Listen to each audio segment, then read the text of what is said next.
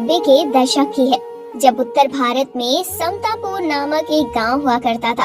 उस गांव में संजय और राकेश नाम के दो दोस्त रहा करते थे। पहला दोस्त संजय केवल भगवान का भक्त था, जो ये समझता था कि केवल भगवान की प्रार्थना मात्र से ही उसके सारे कार्य हो जाएंगे, उसे कार्य करने की जरूरत ही नहीं है।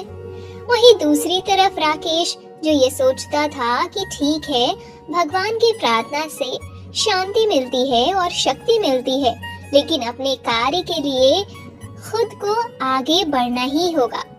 संजय और राकेश ने मिलकर एक खेत खरीदा था, जिसकी जिम्मेदारी राकेश के कंधों पर ही थी। चल भाई राकेश, आज साथ में बैठकर रामायण का पाठ करते हैं। भगवान जी खुश होकर हमें सही रास्ता दिखाएंगे पैसे कमाने का।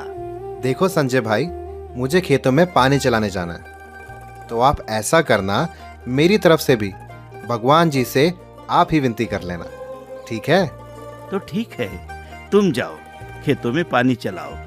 मैं भगवान जी से प्रार्थना करता हूँ कि हम दोनों को पैसे कमाने का सही रास्ता मिल जाए।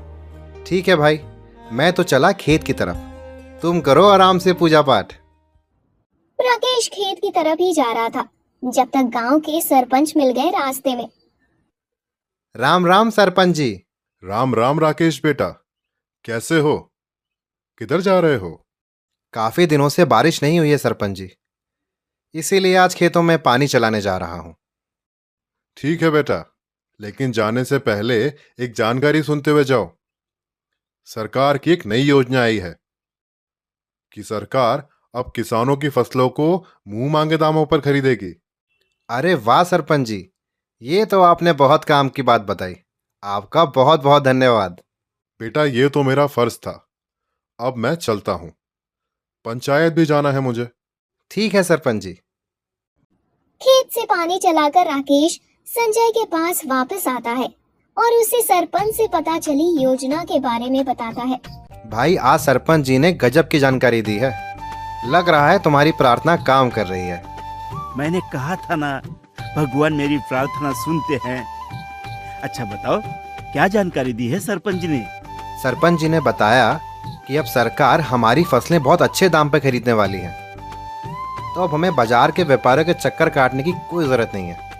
सब भगवान की माया है, उन्हीं की मर्जी से सब हो रहा है भाई। अब तो मैं और प्रार्थना करूंगा कि इस बार की फसल और अच्छे से हो। ठीक है संजय, तुम धर्म का विभाग संभालो और मैं कर्म का विभाग संभाल रहा हूँ। ठीक है भाई, यही करते हैं। एक तरफ अच्छी फसल उगाने के लिए राकेश ने अपनी मेहनत दोगुनी कर दी, तो दूसरी तरफ संजय ने अपना पूजा पाठ और भगवान की प्रार्थना बढ़ा दी। राकेश जब भी खेतों में मेहनत किया करता था, तब संजय गांव के मंदिर में एक किनारे अपनी होने वाली फसल के लिए प्रार्थना किया करता था। हर शाम दोनों दोस्त फिर मिलकर अपने काम का ब्यौरा एक दूसरे को देते थे। हमारी फसलें लहराना चालू हो गई हैं भाई, तुम बस ऐसे ही मन में भगवान को खुश करते रहो। हाँ हाँ बिल्कुल, लग रहा है इस बार अच्छी फसल हो ही जाएगी। हाँ भाई, भगवान यूं ही तुम्हारी सारी बातें सुनता रहे। भगवान जी तुम्हें खूब शक्ति दे, हमेशा अपनी कृपा तुम पर बनाए रखे। फसलों की कटाई हो चुकी थी, चारों तरफ अनाज की बोरियों की ढेर रखी हुई थी। प्रतीत हो रहा था कि इस बार की फसल पिछले बार से ज्यादा हुई है। देखो भाई संजय, इस बार कितनी अच्छी फसल हुई है। सब भगवान की कृपा है हम दोनों पर। मेरी प्रार्थनाएं भगवान कभी भी अनसुना नहीं करते। मैं इन फसलों को अब अच्छे से अच्छी कीमत मिले, इस बात के लिए प्रार्थना करूंगा। फसलों की कीमत भी अच्छी ही मिलेगी। मैं आज पूरी रात इसके लिए भगवान से प्रार्थना करूंगा। पूरे 200 बोरियां ज्यादा अनाज हुआ है इस बार। हाँ भाई, तुम्हारी पूजा पाठ और प्रार्थनाओं की शक्ति से ही बहुत कुछ हुआ है। अब कल चलकर देखते हैं फसल के हम लोग को कितने दाम मिलेंगे। ठीक है भाई, कल मिलते हैं हम। सुबह का पहर हो चुका था। संजय और राकेश अपनी फसल को बेचने के लिए शहर जाने को तैयार हो चुके थे।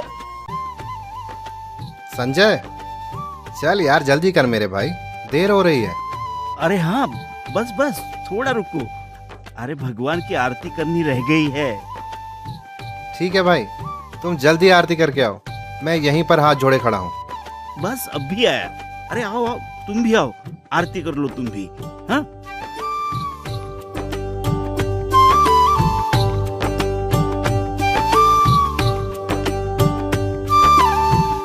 नमस्कार अफसर साहब, हम समतापुर गांव से आए हैं। हमारे अनाज को खरीद लीजिए। ये उसका नमूना है, आप इसको देख सकते हैं। अरे वाह, तुम्हारा अनाज तो काफी अच्छी तरह से उगा है। इसकी तो तुम्हें काफी अच्छी कीमत मिलेगी। साहब आपकी बड़ी मेहरबानी होगी, ले लीजिए पूरा अनाज, सरकार के लिए ही तो उगाया हम लोगों ने। तुम खेत के मालिक का नाम और पता इस रजिस्टर में लिखवा कर अपना पैसा ले लो। हाँ? ओके। ठीक है साहब, हम दोनों दोस्त ही हैं, हमारे खेत के मालिक। संजय और राकेश को उनकी फसलों की अच्छी खासी कीमत मिल जाती है। इतना पैसा उन दोनों ने इससे पहले कभी देखा भी नहीं था, इसलिए दोनों के मन में पैसे का मोह जागना चालू हो गया। संजय और राकेश आपस में हिसाब के बंटवारे की चर्चा कर रहे थे। भाई राकेश, मैंने हर वक्त भगवान से यही प्रार्थना की थी कि हमारी फसल खूब अच्छी हो और इसकी कीमत हमें काफी अच्छी मिल जाए। भगवान ने मेरी प्रार्थना सुनकर इतना कुछ दिया है हमको। तो भाई, इसलिए हिस्से के बंटवारे में ज्यादा हिस्सा मुझे मिलना चाहिए। ऐसा भी नहीं है भाई, दिन रात कड़ी धूप में मेहनत कर अपने पसीने को सींचकर इस फसल को उगाया है मैंने। ऐसे कैसे तुम्हारा हिस्सा ज्यादा हो जाएगा? नहीं नहीं, ऐसे कैसे? देखो भाई, मेरे किए गए प्रार्थना का ही फल है कि हमें इतना बड़ा सौदा मिला है, और उस सौदे को पूरा करने के लिए अच्छी फसल उगाना भी मेरे पूजा पाठ के वजह से ही संभव हो पाया है, और इसीलिए ज्यादा हिस्सा तो मुझे ही मिलना चाहिए। कायदे से ज्यादा हिस्सा मुझे मिलना चाहिए। भाई देखो, जब हम दोनों की सहमति नहीं बन पा रही है तो बेहतर होगा पंचायत में चलकर इस बात का फैसला करवा लिया जाए। अच्छा, तो ठीक है, तो चलो फिर अब हमारा फैसला पंचायत ही करेगी। मुझे लगता है सरपंच जी हम दोनों को ज्यादा अच्छे जानते हैं और वही इस बात पर सबसे अच्छा फैसला दे पाएंगे। पंचायत लग चुकी थी। सरपंच साहब अपनी कुर्सी पर बैठे हुए थे। संजय और राकेश फरियादी बनकर पंचायत के बीच खड़े थे। बोलो संजय और राकेश, आज क्यों बुलवाया तुम लोगों ने इस पंचायत को? सरपंच जी, आपकी बात को सुनकर ही हमने सरकार को सारी फसल बेच दी और उस फसल की अच्छी कीमत भी मिल गई। लेकिन संजय बोल रहा है कि उसकी पूजा पाठ की वजह से ही ये सारी फसल अच्छे से उग पाई है और उसे इस बात के लिए ज्यादा हिस्सा मिलना चाहिए। संजय, क्या तुम्हें राकेश की बात पर अब कुछ कहना है? जी सरपंच साहब, मुझे कहना है। सरपंच जी, मैंने जब कहा कि मैं भगवान से पैसे कमाने के लिए हम दोनों की तरफ से प्रार्थना करूंगा, तो भगवान ने ही हमारी अच्छी फसल उगाई, भगवान ने ही हमारे फसल की अच्छी कीमत दिलवाई। तो मैं तो सिर्फ भगवान के कृपा की वकालत कर रहा हूँ। उन्हीं की वजह से यह कीमत मिली है हमको। धूप में तपकर कड़ी मेहनत मैंने करी, तो फिर उससे ज्यादा हिस्सा क्यों मिलना चाहिए? देखो, दोनों ही फरियादी अपने अपने कथन के अनुसार सही है। इस विवाद का निष्कर्ष निकालने के लिए मैंने एक योजना बनाई है। कैसी योजना सरपंच जी? हाँ सरपंच जी, हमें भी बताइए, कैसी योजना है? तुम दोनों को ही मैं एक बोरी चावल दूंगा। उस चावल की बोरी में से जो मुझे सुबह तक सारे कंकड़ साफ करके देगा, इस पंचायत के पक्ष का हकदार वही व्यक्ति होगा। ठीक है सरपंच जी, मुझे मेरे भगवान पर पूरा भरोसा है। बिल्कुल सरपंच जी, दीजिए, मुझे मेरे कर्म पर पूरा भरोसा है। सरपंच संजय और राकेश को एक एक बोरी चावल देकर विदा कर देता है और अगले दिन तय वक्त पर आने के लिए बोलता है। संजय और राकेश अपनी अपनी बोरी लेकर अपने अपने घर चले जाते हैं।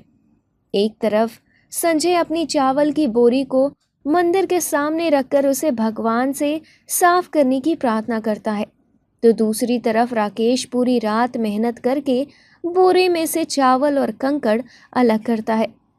सुबह तय वक्त पर फिर से पंचायत लगती है। अब दोनों लोग अपने अपने बोरी के चावल अलग अलग भट्टी पर पका लो। चावल पकने के बाद ही पंचायत का असली फैसला होगा। चावल पककर तैयार हो जाता है। बनने के बाद राकेश का पकाया हुआ चावल एकदम साफ सुथरा और कंकड़ पत्थर रहित रहता है। तो दूसरी तरफ संजय के पकाए हुए चावल में भारी मात्रा में कंकड़ पत्थर निकलते हैं।